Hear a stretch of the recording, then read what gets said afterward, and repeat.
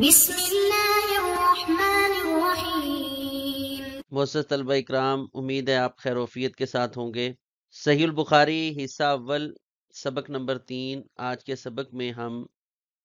امام بخاری علیہ رحمہ کے تعارف کا تیسرا حصہ پڑھیں گے۔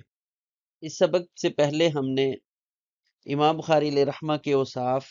اساتذہ اکرام اور تلامذہ اعظام کے بارے میں پڑھا تھا۔ آج کے سبق میں ہم امام بخاری علیہ رحمہ کا مقام و مرتبہ محدثین کی نظر میں، امام بخاری علیہ رحمہ نے کون کون سی کتابیں لکھی ہیں، اور آپ کے آخری ایام اور امام بخاری علیہ رحمہ کی وفات کے حوالہ سے کچھ پڑھیں گے۔ اگر بات کی جائے امام بخاری علیہ رحمہ کے مقام و مرتبہ کی، تو آپ کے استاد امام قتیبہ بن سعید رحمہ اللہ فرماتے ہیں کہ میں فقہا، زہاد اور بہت زیادہ عبادت گزار لوگوں کے پاس رہا ہوں، لیکن میں نے محمد بن اسماعیل یعنی امام بخاری علیہ رحمہ جیسا کوئی آدمی نہیں دیکھا۔ اسی طرح آپ کے استاد امام احمد بن حنبل رحمہ اللہ بیان کرتے ہیں کہ خراسان کے علاقہ میں 4 حافظ جو ہیں، حافظ الحدیث پیدا ہوئے: امام ابو زرع رحمہ اللہ، امام بخاری رحمہ اللہ، عبداللہ بن عبد الرحمن سمرقندی رحمہ اللہ اور امام حسن البلخی رحمہ اللہ۔ اسی طرح امام بخاری رحمہ اللہ کے بارے میں امام احمد بن حنبل رحمہ اللہ فرماتے ہیں ما اخرجت خراسان مثل محمد ابن اسماعیل، کہ خراسان کے علاقہ نے امام بخاری رحمہ اللہ جیسا کوئی شخص پیدا نہیں کیا۔ آپ کے اساتذہ میں سے عبداللہ بن منیر رحمہ اللہ، وہ بطور اعزاز فرمایا کرتے تھے کہ میں امام بخاری علیہ رحمہ کے شاگردوں میں سے ہوں۔ حالانکہ یہ استاد ہیں اور کچھ حدیثیں انہوں نے امام بخاری رحمہ اللہ سے پڑھی، اور اس کے بعد اعزاز کے طور پر فرمایا کرتے تھے کہ میں امام بخاری رحمہ اللہ کے شاگردوں میں سے ہوں۔ امام حسین بن حریث رحمہ اللہ فرماتے ہیں لا اعلم انی رأیت مثل محمد ابن اسماعیل، میں نہیں جانتا کہ میں نے محمد بن اسماعیل بخاری رحمہ اللہ جیسی شخصیت کوئی دیکھی ہے۔ اور فرماتے ہیں مجھے تو یوں لگتا ہے کہ امام بخاری رحمہ اللہ کو صرف حدیث کے لیے اللہ تعالیٰ نے پیدا کیا ہے، یعنی آپ کی تخلیق کا مقصد خدمت حدیث ہی تھا، جتنا اللہ تعالیٰ نے آپ سے حدیث کا کام لیا ہے۔ آپ کے اساتذہ میں سے ہیں امام اسحاق بن ابراہیم، جو مشہور ہیں اسحاق بن راہوے کے نام سے۔ وہ فرماتے ہیں یا معاشر اصحاب الحدیث، اے حدیث کو جمع کرنے والے ساتھیوں، اس نوجوان یعنی امام بخاری رحمہ اللہ کی طرف دیکھو اور ان سے لکھا کرو، کیونکہ اگر یہ حسن بصری رحمہ اللہ کے دور میں ہوتے تو امام حسن بصری رحمہ اللہ بھی امام بخاری علیہ رحمہ کے محتاج ہوتے، ان کو بھی امام بخاری رحمہ اللہ کی ضرورت پیش آتی۔ امام سیوطی رحمۃ اللہ علیہ امام مسلم رحمہ اللہ کے حوالہ سے لکھتے ہیں کہ امام بخاری رحمۃ اللہ علیہ کے سامنے وہ اس طرح سوال کیا کرتے تھے جیسے بچہ بڑے سے سوال کرتا ہے۔ یہ آپ کی علمی جلالت اور مقام و مرتبے کی حالت تھی۔ اسی طرح امام مسلم رحمہ اللہ کے بارے میں آتا ہے کہ وہ امام بخاری رحمۃ اللہ علیہ کے پاس آئے اور آ کر کہا دعنی، آپ مجھے اجازت دیجیے، اقبل رجلی کا، میں آپ کے دونوں پاؤں کو بوسہ دینا چاہتا ہوں۔ اے استاذ الاساتذہ، اے سید المحدثین اور حدیث کے طبیب، اس کی علتوں کے بارے میں خوب جاننے والے، یہ سارے القاب امام مسلم رحمہ اللہ نے امام بخاری رحمہ اللہ کو عطا کیے۔ امام ترمذی رحمۃ اللہ علیہ جو کتب ستہ کے اماموں میں سے ہیں، وہ بھی امام بخاری علیہ رحمہ کے بارے میں بیان کرتے ہیں، کہتے ہیں کہ میں نے خراسان اور عراق، ان علاقوں میں حدیث کی علتوں کے بارے میں، تاریخ کے حوالہ سے، سندوں کی معرفت اور پہچان کے حوالہ سے امام بخاری علیہ رحمہ سے بڑا عالم کوئی نہیں دیکھا۔ یعنی امام بخاری رحمۃ اللہ علیہ حدیث کی علتوں کے حوالہ سے، اسناد کی معرفت کے حوالہ سے اور تاریخ کے حوالہ سے، اسی طرح جو الفاظ کے معنی ہیں اس حوالے سے امام بخاری علیہ رحمہ سے بڑا عالم میں نے نہ عراق اور نہ ہی خراسان کے اندر کوئی دیکھا ہے۔ امام بخاری علیہ رحمہ نے کئی ایک کتابوں کو تالیف کیا ہے۔ محدثین نے مختلف جو ہیں ذکر کی ہیں۔ آپ کی مشہور کتاب جو صحیح البخاری کے نام سے ہے، الجامع الصحیح المسند المختصر من امور رسول اللہ صلی اللہ علیہ وسلم سننہ و ایامہ،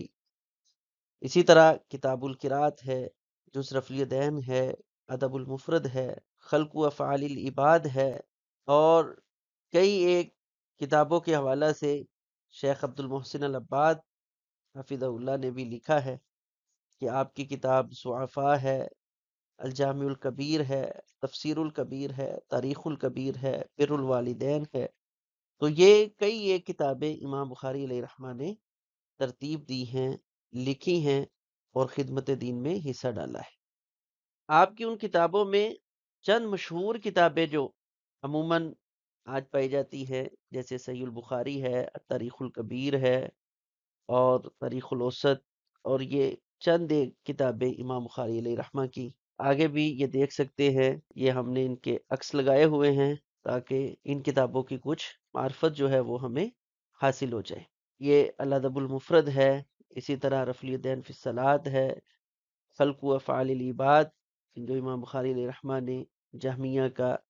اور معطلہ کا رد لکھا ہے۔ یہ امام بخاری علیہ رحمہ کی کتابوں کے عکس ہیں جن سے ہم آپ کی کتابوں کی معرفت جو ہے وہ حاصل کر سکتے ہیں۔ جیسا کہ ہم پہلے پڑھ آئے ہیں، امام بخاری رحمہ اللہ نے اصول علم کے لیے بہت زیادہ اسفار کیے ہیں۔ تو امام بخاری علیہ رحمہ نے ان اسفار کو 250 ہجری میں ختم کیا اور آپ نیشا پور کے اندر تشریف لے آئے۔ یہاں پر بہت بڑے امام تھے محمد بن یحییٰ الزہلی رحمہ اللہ، تو انہوں نے امام بخاری علیہ رحمہ کی جو مسند تھی اس کی طرف اپنے شاگردوں کو متوجہ کیا، اور آپ فرمایا کرتے تھے اذهبوا الى هذا الرجل، کہ تم اس آدمی، اذهبوا الى هذا الرجل الصالح العالم فاسمعوا منه، اس صالح عالم کے پاس چلے جاؤ اور اس سے سنا کرو۔ اور لوگ جو ہیں پھر جوک تر جوک امام بخاری علیہ رحمہ کی مجلس میں تشریف لائے، اور بہت زیادہ لوگوں نے امام بخاری علیہ رحمہ کی اس مجلس حدیث کو پسند کیا۔ آپ کی یہ شہرت اور عوام کی آپ کے ساتھ محبت بعض حاسدین کو برداشت نہ ہو سکی، اور امام بخاری علیہ رحمہ کے خلاف فتنہ خلق قرآن پر جو حاکم نیشا پور تھا اس کو ابھارا، جس کی وجہ سے امام بخاری علیہ رحمہ کو تنگ آ کر نیشا پور جو ہے وہ چھوڑنا پڑا اور آپ یہاں سے بخارا تشریف لے گئے۔ بخارا میں آپ نے چند دن جو ہے یہاں پر پڑاؤ کیا، تو اس کے بعد امام بخاری علیہ رحمہ کو ایک تو پیچھے سے نیشا پور سے بھی بار بار تنگ کیا جا رہا تھا، اور دوسرا امام بخاری علیہ رحمہ کو ایک بڑی آزمائش کا سامنا کرنا پڑا کہ جو بخارا کے اس وقت امیر تھے، انہوں نے امام بخاری علیہ رحمہ سے کہا کہ آپ میرے گھر میں آ کر یہ تاریخ الکبیر، الجامع صحیح یعنی صحیح البخاری، یہ میرے بچوں کو پڑھائیں۔ تو امام بخاری علیہ رحمہ نے اس چیز سے انکار کر دیا اور فرمایا کہ میں علم کو بادشاہوں کے دروازوں پہ رسوا نہیں کرنا چاہتا، تو جس سے حاکم بخارا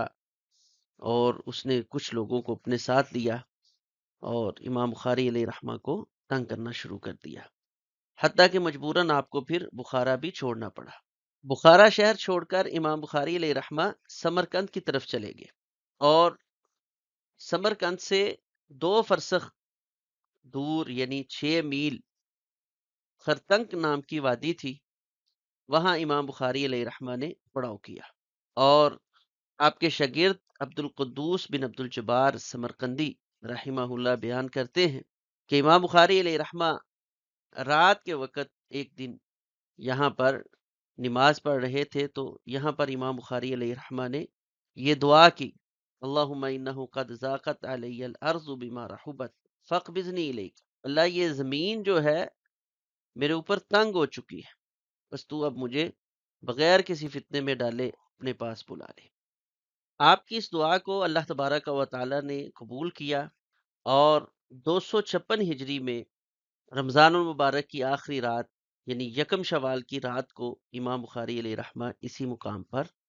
وفات پا گئے۔ الواحد بن آدم رحمہ اللہ بیان کرتے ہیں، میں نے نبی علیہ الصلوۃ والسلام کو خواب میں دیکھا، آپ کے ساتھ صحابہ کی ایک جماعت تھی،